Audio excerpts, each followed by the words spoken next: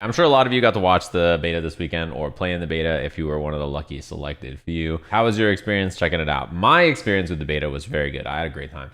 I don't have very much feedback that is not positive. I think watching other people play was really fun, and I played quite a lot too. For about 16 hours. I streamed it 4 hours a day, and then I also played 2 hours on Friday and 2 hours on Saturday off stream. The first thing they make you do is the character creator, and the character creator is awesome. I didn't spend that long there because I just wanted to play the game, but the character creator is sick. I mean, if you want to make yourself, it's fantastic. You want to make an abomination, boy, does this character creator have you covered. And then it boots you into this lobby, right? The battle hub is actually a cool place to run around and do stuff. And you have a lot of social stuff. So first of all, you can type in the lobby, which is one thing I really like about the Guilty Gear lobby too. You can also run around and emote and stuff. Like you can Shoryuken and spinning bird kick. And besides just using that lobby as a place to queue for matches, you can also walk around and sit on the cabinets and play whoever you want.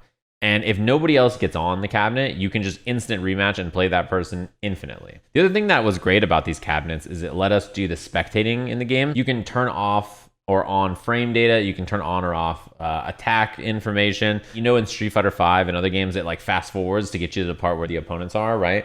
You can turn that off and make it so it doesn't fast forward at all. The other cool thing about this lobby, there are tons of other things to do. So there's the old arcade games that you can run around and play. You can just insert credits and play on there. A place where you can go play Extreme Battle. So Extreme Battle's up there and you can run around and try that mode, which is really cool. In the lobby, there's a shop. You just approach and you can just go buy whatever you want. The game has like these dailies, right? It's like log on, play 5 ranked or casual matches, play an extreme battle, enter a tournament, and like all these things give you this money. And then she sells you clothes and gear and cat paws to put on your hands and like demon masks and new shoes. And I love that there's stuff on there. It's not all just like win a bunch of matches. It's like just try this mode or play in this mode or participate in this. It doesn't feel like a fighting game with cool features. It feels like an actual video game as someone who plays a lot of video games. The tournament mode I think is really cool. In game, they tell you, hey, a tournament is starting soon if you want to play in this or participate in this. I got a buy for 3 out of the 5 rounds in the tournament or something, which is dreadful. But lots of other people got to play more matches. And I assume, you know, this is a feature that'll get some improvements before it gets released. But the idea behind it is really cool. And there's prizes for the tournament. So besides just fight money, you can win stuff for your avatar for winning a tournament. I think it's going to be especially cool if there are tournaments that you can play in per rank, right? So if it's like an X and under tournament or like an X and over tournament so that you play against people who are your same skill level in game, I think that would be really awesome. It's cool. I think like the social features in the game are cool. And it's clear that like, if you look at all these lobbies and things that developers are doing, they want the social aspect of fighting games to be present because otherwise, they're a very singular genre, right? Like you just queue up by yourself into an endless void. We should probably get into the video game aspect, like playing the other person in Street Fighter. I had a blast. I think the game is super fun. To talk about some of the stuff that I know other people have mentioned, Drive Impact has come up constantly. If you don't know what Drive Impact is, it's the big ink splat punch or elbow or knee or kick or whatever they do.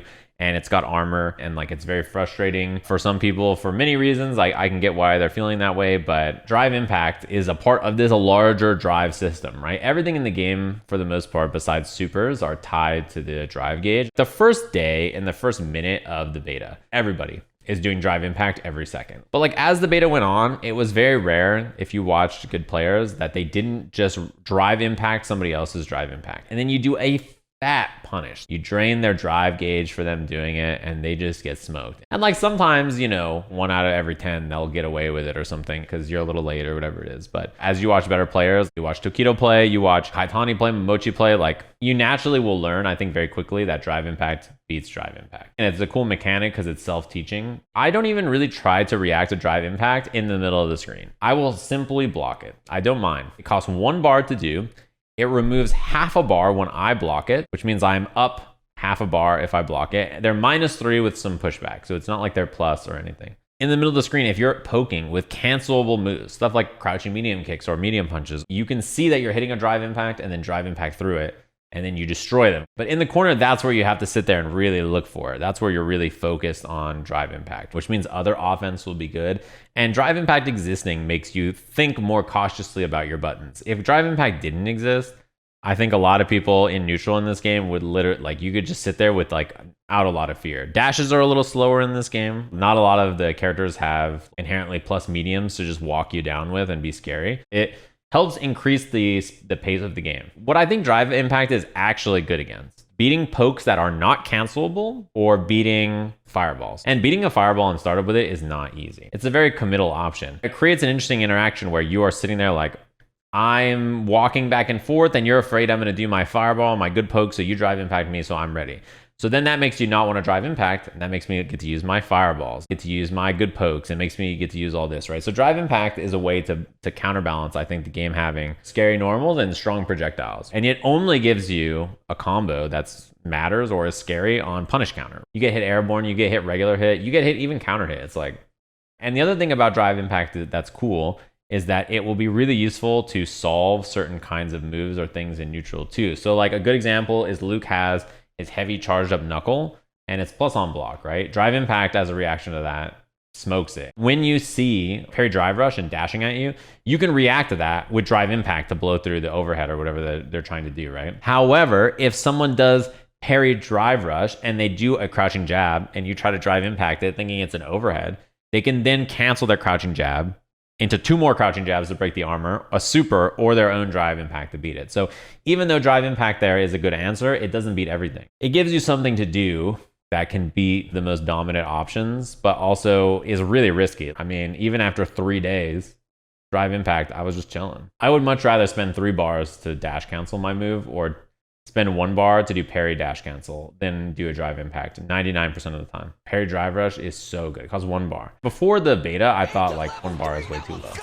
But I think I'm okay with it now because in this game, there is not that many plus frames. I think people will start doing meaty parry drive rush into crouching jab or crouching medium or whatever and gain plus frames like that. You know, access to it with 1 bar or something like that, I think is pretty important. The other thing is that I think it is really, really, really cool as a combo extender. I think being able to do stuff like reuse EX Tatsu into parry drive rush, into like standing medium punch, Hasho Geki, uppercut, or like Luke can do perfect knuckle, parry drive rush, crouching heavy into another perfect knuckle or whatever. Like all these characters gain so many cool combos and extra juggles by doing parry drive rush. The combos look super tight and it gives you even more flexibility in how you want to spend your bar. Your combo choices in this game are so complicated because when you hit someone, right, you have to decide, do I want to spend 1 bar, right, by doing like parry drive rush or whatever, right, in my combo? Do I want to spend 3 bars by doing an EX move, which costs 2, into a parry drive rush into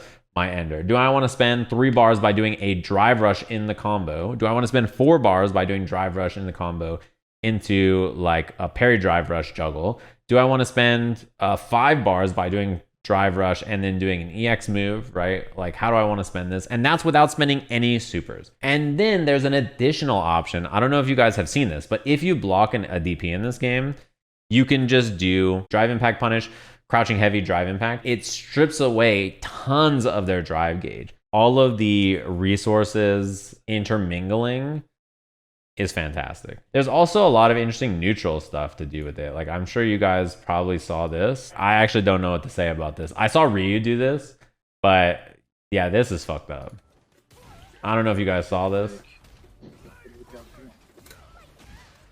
I mean, you can't neutral jump Sonic Boom from half screen away. This is brutal. Yeah, I think Guile was the best character in the beta by so much. I think Guile was so good. His booms and flash kick are incredible, but I also think his buttons were absurd. You hand a child the controller and I'm not getting by his crouching medium kick. I'm sure many of you had the same experience of like, oh, let me simply parry the boom.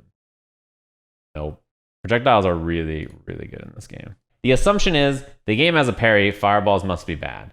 But anybody who's played or watched the game can tell you fireballs are very good, and parry doesn't remove fireballs at all. It's like the opposite. Parrying in this game, unless you perfect parry, is basically just like blocking, except you don't lose drive gauge, you are equal in your drive gauge. It's not like you're gonna punish stuff more because you're parrying unless you're perfect parrying everything. By changing fireball timings and stuff, I made people just waste tons of drive gauge.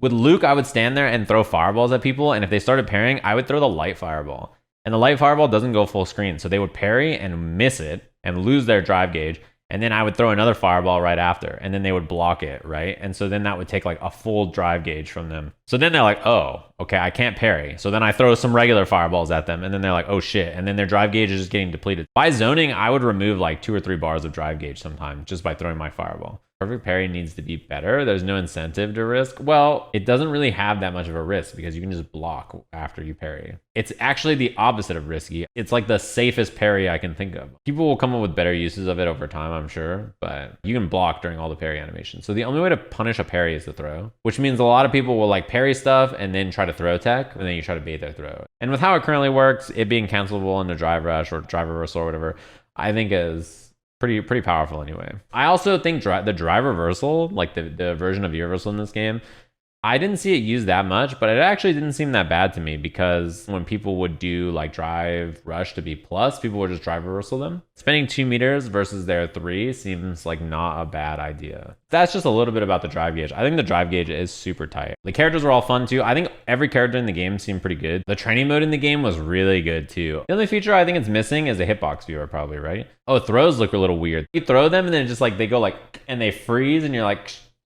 and you just like bounce back. That's a little bit. Burnout, I think Burnout is great. I'm happy that Burnout really fucking sucks. Like when you're burnt out, it should feel dreadful. I don't think Burnout should feel like, okay, I spent all my meter and I'm burnt out. Let me wait 10 seconds and then I can just go ham and spend it all again. Like it needs to feel bad. It confirms, it seemed like, I don't know what the input lag is like on PC. It seemed like mediums were not confirmable. You mostly had to confirm heavies. Just raw crouching medium kicks or punches were a little harder, I feels like, than 5 to me. Like if the game becomes crouching medium kick, hit confirm drive rush over and over, or crouching medium kick nothing, then they probably don't want that. They probably want you to just do it.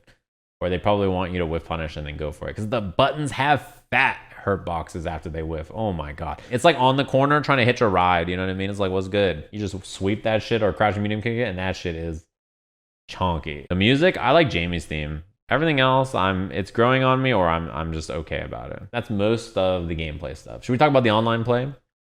I don't know about you guys. My online play experience was pretty sick. It definitely delivered by comparison. It feels much better than Street Fighter V. I played lots of people whose connections were really far from me or people whose internet were a little unstable. My experience was good 99% of the time. It was a closed beta. I'll judge the netcode when it's an open beta. I did see that a lot. Fighting games are peer-to-peer. It's the reverse of games that are server-based, right? In that if your connections in the closed beta were good, it will probably be much better in the full game. Because in the full game, there will be more people closer to you. I do have one piece of feedback that I think is really important about the online play. Even though my experience was good 99% of the time, the problem is that the delay can change in the middle of the match. That I think is really not good. The delay frames will say 0, 1, or 2. And if you're playing someone who's like really low ping, you'll have 0 delay frames with them, or you'll have 1 frame if the connection's a little farther, and then rollbacks handle the rest. Or you have 2 frames and rollback handles the rest after that if it's really far. Now this is fine because rollback games have delay frames. If you played a game like Skullgirls, or if you played any of the Arxis old ports, you can choose your delay number, right? So you can choose 0. Or if you played a game like Strive, the way Strive does it is it's 1 delay frame set, and then everything after that 1 frame is handled by the rollback, right? This is pretty normal in most rollback solutions.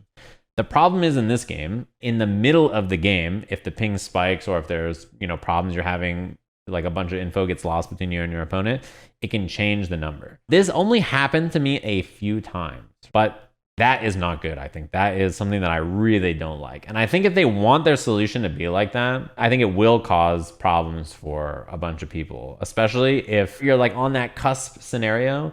If it's changing quite often, then that can feel pretty bad, right? Like you don't want that to be the case. I would really like it if you could set the delay frame yourself before the game starts. I don't want my delay changing in the middle of the match. It's why I like playing rollback games, because I can play someone who's in my same neighborhood or someone who's across the world, and the game will feel the same. But it changing from 0 to 1 to 2, depending on your connection, I think will change people's timing. And if it changes in the middle of the match especially, that's really bad. If the connection spikes, you'll get severe rollback if you don't have adaptive delay. Correct, which is what I want. Severe rollback can be my opponent did an attack, the rollback happened in the middle of that attack, and I never saw any of the connection spike ever. Rollback, you can see the difference, but not always. Sometimes it's hidden. The delay frames feel worse. You can feel when the game slows down. 1 is what most people play because you can play on 1 and play up to like 120 to 150 ms and be fine.